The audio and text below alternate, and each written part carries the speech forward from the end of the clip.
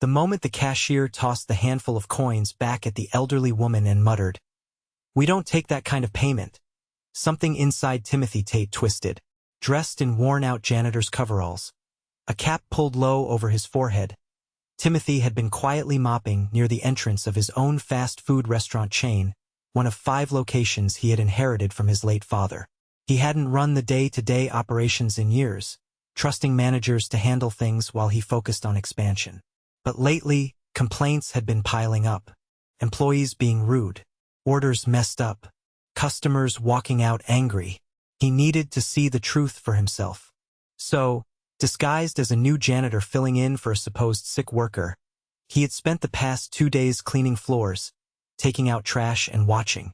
And now he was witnessing something that made his blood boil. The elderly woman, frail and slightly hunched, hesitated as the coins clattered onto the counter. Her hands trembled. "But, this is money," she said softly. The cashier, a young man with a bored expression named Jared, sighed dramatically. "Ma'am, I don't have time for this. We don't take that much loose change. Go get a card or something." Timothy tightened his grip on the mop handle. This wasn't just bad service, this was humiliating. Before he could step in, someone else did. A teenage girl, no older than 17, hurried over from the kitchen area. Her name read Cassidy Harper Intern. "Hey, Jared, why don't you go refill the napkin dispensers?" Cassidy said, her tone firm but not rude. Jared scoffed. "That's not my—" "I got it," she cut in, then turned to the woman, her expression softening. "Ma'am, I can count it out for you. Don't worry about it." The woman's eyes welled up. "I just wanted a small meal. I didn't think it'd be a problem." Cassidy smiled warmly. "It's no problem at all." She carefully counted the change, her fingers moving quickly. "You're actually a little short, but don't worry. I'll cover the rest." The woman's lips quivered. "Oh dear, you don't have to." "I want to," Cassidy reassured her. She pulled a few dollars from her own pocket, handed them to the cashier at the next register, and placed the order herself. Timothy stood frozen, watching. She didn't do it for attention. She didn't look around for approval. She just did it because it was the right thing to do. The elderly woman wiped at her eyes. "You're so kind." "Thank you, sweetheart." Cassidy reached across the counter and gently squeezed her hand. "You're welcome. And if you ever need anything, you just come right back here. Okay?" Timothy exhaled slowly, his anger at Jared momentarily overshadowed by something else: pride. Not in himself, but in Cassidy. She had no idea the CEO of the company was standing just a few feet away, watching the entire thing. And she had no idea how much that one small act had just changed everything. Timothy stayed near the entrance, gripping the mop handle as he watched Cassidy guide the elderly woman to a table. She made sure the food was brought over instead of making her carry it herself. The woman gave her a grateful smile before Cassidy returned to the kitchen. Timothy wasn't done watching. He pushed the mop bucket toward the back of the restaurant, careful to stay unnoticed. The kitchen was partially visible through the order window and he could hear snippets of conversation. Jared leaned against the counter, arms crossed. "You know she was probably just trying to scam us for free food, right?" Cassidy shot him a look. "She had the money. You just didn't want to take the time to count it." Jared waved a hand dismissively. "Not my problem. If she can't pay properly, she shouldn't be eating out." A voice from further inside the kitchen cut in. "Jared, quit running your mouth and get back to work." Timothy shifted his stance to get a better view. A woman in her 40s with a sharp expression stood near the grill. Her name read Margaret, shift manager. Jared scoffed but grabbed a tray of fries and moved toward the front. Margaret turned to Cassidy. "You shouldn't have paid for her meal. You're not here to be charitable." Cassidy's expression didn't waver. It was the right thing to do. Margaret exhaled through her nose. "Do that on your own time, not on the clock." Cassidy didn't argue, but Timothy could tell she wanted to. Instead, she grabbed a fresh batch of burger buns and got back to assembling orders. Timothy clenched his jaw. He had expected to find issues, but seeing them firsthand was something else entirely. Jared's attitude was bad enough, but the fact that a manager had shut Cassidy down for simply being decent? That was unacceptable. He continued working, blending into the background as much as possible. Over the next few hours, he observed more than he liked.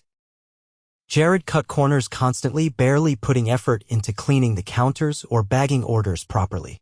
He argued with customers when they pointed out mistakes. Several times, he walked off mid-shift to check his phone, leaving others scrambling to cover for him. Margaret, meanwhile, focused only on keeping things moving. She had no patience for delays, but she also didn't seem to care about how employees were treated. When a younger worker struggled to keep up with the dinner rush, she barked at them instead of helping.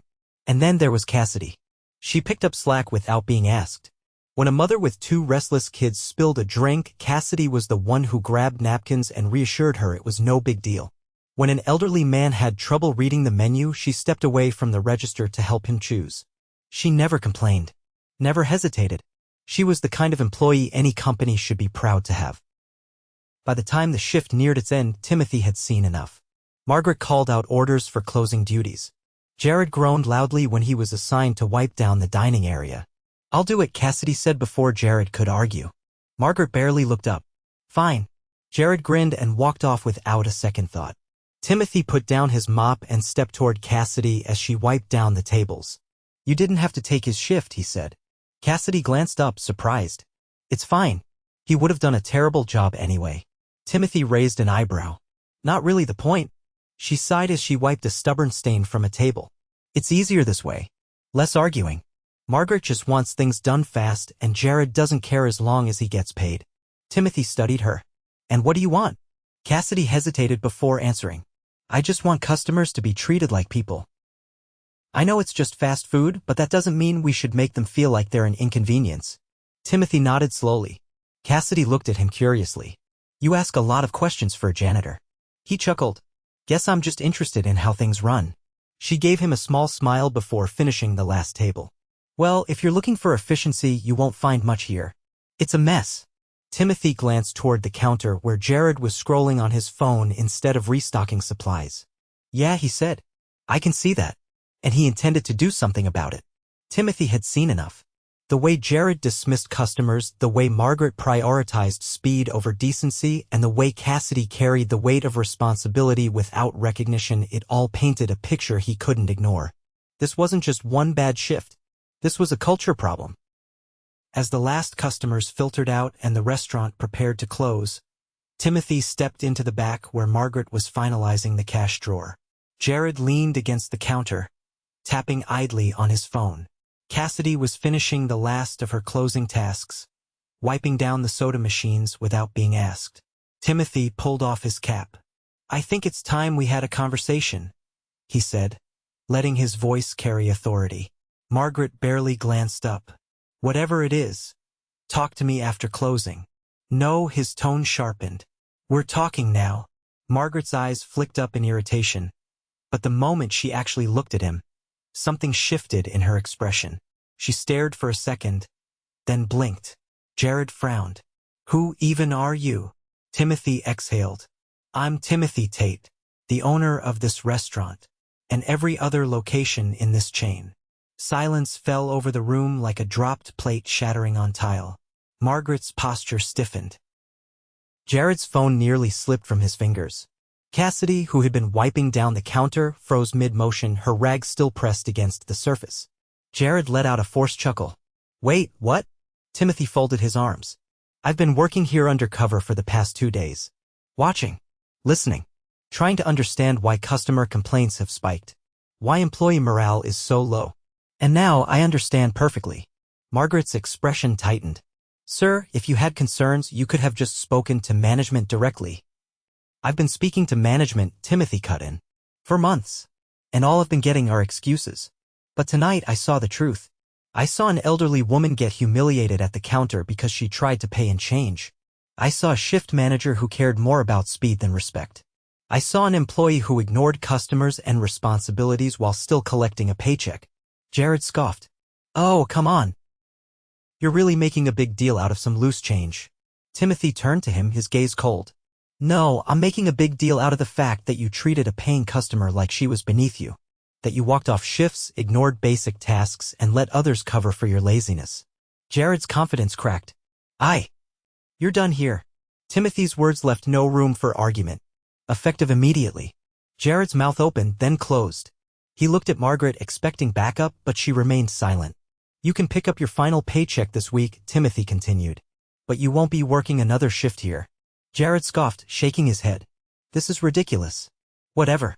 I don't need this job anyway. He shoved his phone in his pocket and stalked toward the door, muttering under his breath. Timothy didn't watch him leave. He turned his attention to Margaret. She lifted her chin slightly. I've been managing this store for years. I know how to run things efficiently. Efficiently? Timothy echoed. Maybe. But at what cost? Employees are afraid to speak up. Customers leave feeling disrespected. And when someone actually tries to do the right thing, you shut them down. Margaret's jaw tightened. We're in fast food. It's not always about feelings. It's about keeping things moving. It's about both, Timothy corrected. Speed matters, but so does how people are treated. And I need managers who understand that. For a moment, Margaret didn't respond. Then she exhaled sharply. So what now? Timothy studied her. You have experience. I'm not firing you. But things are going to change. Starting with how you treat your team. Margaret gave a slow nod, tension still in her shoulders. Finally, Timothy turned toward Cassidy. She had been silent through the entire exchange, standing near the counter, eyes wide with disbelief. You, Timothy said, his tone softening, are the only reason I didn't walk out of here more furious than I already am. Cassidy blinked. Me? He nodded. I saw what you did tonight. Not just with the elderly woman. With every customer. Every employee. You stepped up when others wouldn't. You did the right thing even when no one was watching except someone was. He gave a small smile. And I'm grateful for that. Cassidy swallowed hard. I didn't think it was a big deal. It's a huge deal, Timothy corrected. And it shouldn't go unnoticed. He reached into his pocket and pulled out a business card. I want you to consider staying with this company long term. Not as an intern. As an actual team member.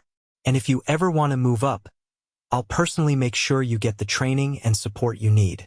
Cassidy hesitated before taking the card, her fingers trembling slightly. I don't know what to say. Just think about it, Timothy said. And no matter what you decide, I want you to know people like you are the future of this company. Cassidy's eyes glistened slightly, but she blinked back the emotion and nodded. Timothy took a deep breath, looking around at the restaurant one last time. Things were going to change. Starting now. Timothy didn't waste time. The next morning, he arrived at the restaurant well before opening, this time dressed in his usual suit.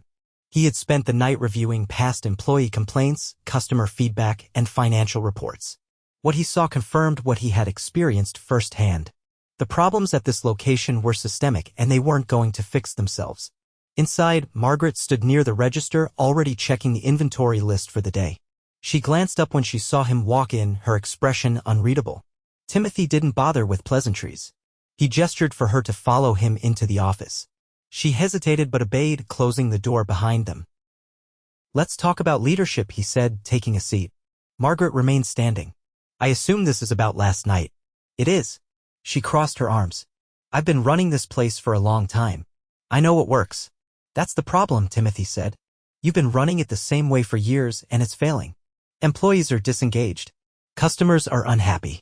And the only reason this location hasn't completely collapsed is because people like Cassidy pick up the slack without being asked. Margaret's jaw tightened. I push people because this job isn't easy. If I start holding hands and making everyone feel special, nothing will get done. Timothy leaned forward. There's a difference between holding people accountable and making them feel disposable. Employees who feel valued work harder. They stay longer. They actually care about the job. Margaret remained silent for a moment, then exhaled. So what do you want from me? Change, Timothy said. Starting today, you're going to start managing differently. You're going to talk to your employees like they matter. You're going to listen to their concerns instead of dismissing them. And if I see another situation like yesterday, where a worker is punished for doing the right thing, you won't have a job here anymore. Margaret's eyes flickered with something pride, maybe, or stubbornness, but she nodded. Understood. Timothy studied her for a moment, then stood. Good. Now let's fix this place. An hour later, the restaurant opened as usual, but this time, Timothy wasn't watching from the sidelines. He spent the morning speaking to employees, asking questions that managers should have been asking all along. The fry cook admitted that the kitchen was always understaffed, leading to rushed meals. A cashier mentioned that several workers had quit recently because they felt unappreciated. A newer employee confessed that they were never properly trained and had been figuring things out on their own. Every conversation revealed something broken. By midday, Cassidy arrived for her shift. She hesitated when she saw Timothy standing near the counter. "You stuck around," he noted. She nodded. "Wanted to see if you meant what you said." "I do," Timothy assured her. "And you're going to help me fix this place." Her eyes widened slightly. "Me? You see things others ignore," Timothy said. "You stepped in not because it was your job, but because you knew it was the right thing to do. That's the kind of leadership this place needs." Cassidy looked uncertain. "I'm just an intern." "Not anymore," Timothy said. "I'm offering you a promotion. Full-time with a raise. And if you ever want to move up further, I'll personally see to it that you get the training you need." Cassidy hesitated, then glanced around the restaurant. "What about Margaret?" "She's staying," Timothy said. "But she's going to start doing things differently. And if she doesn't, she won't be here much longer." Cassidy studied him for a long moment, then finally nodded. "Okay, I'm in." Timothy extended a hand. Cassidy shook it, her grip firm. "Good," he said. "Let's get to work." Over the next few weeks, the changes were immediate. Margaret, though initially resistant, adjusted her approach. She started listening more, correcting issues without berating employees. She even pulled Cassidy aside one afternoon and admitted she had been too harsh before. Cassidy stepped into her new role with confidence. She helped train new hires, ensured customers were treated with respect, and even suggested small operational tweaks that made service more efficient. Employees who had once been disengaged started to care again. Customers noticed the difference. Complaints dropped. Sales increased. And Timothy? He made a promise to himself he would never again let his business run on autopilot. Because leadership wasn't just about making decisions from the top. It was about understanding the people who kept everything running.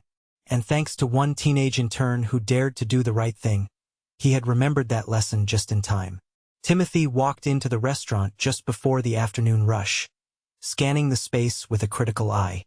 It had been nearly a month since his undercover experience, and while progress had been made, he knew better than to assume everything was fixed. Change wasn't about making a few adjustments and walking away, it was about consistency. Cassidy was at the counter, taking orders with the same patience he had come to expect from her. A young father with a toddler on his hip was fumbling with his wallet, clearly flustered, but she remained calm, smiling as she reassured him to take his time. Margaret stood near the kitchen, watching the flow of the shift. She wasn't barking orders like before, but she still carried that air of authority. The difference now was that employees didn't seem tense around her. They moved efficiently but without the rushed panic Timothy had seen before.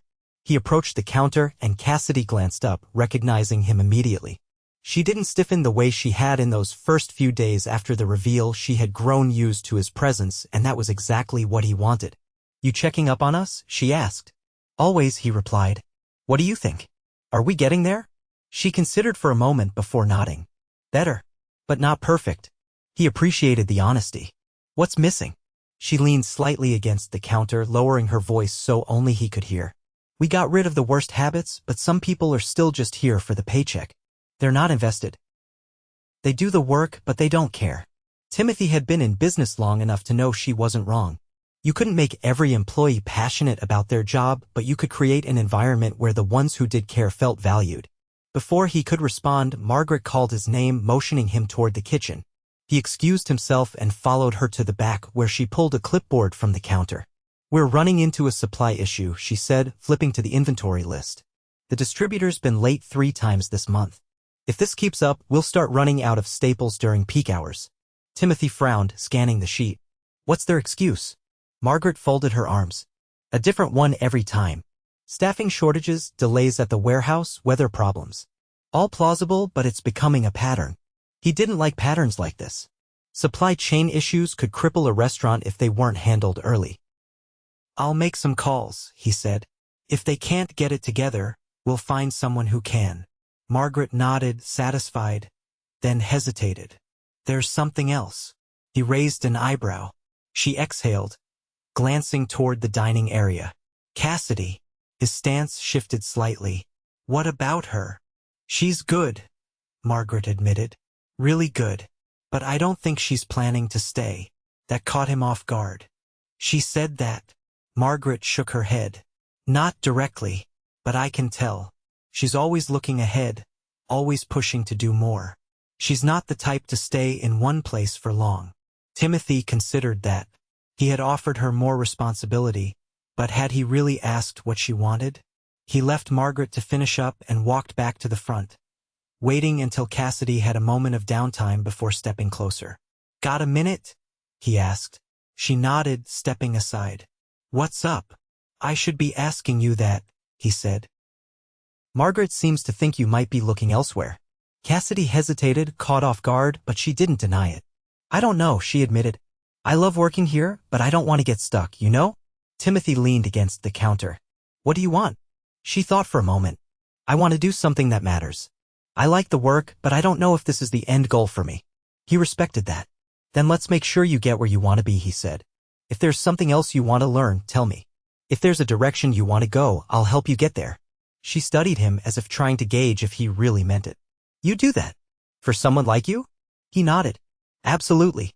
Something in her expression softened, and for the first time he saw not just the dedicated worker, but the young woman trying to figure out her future.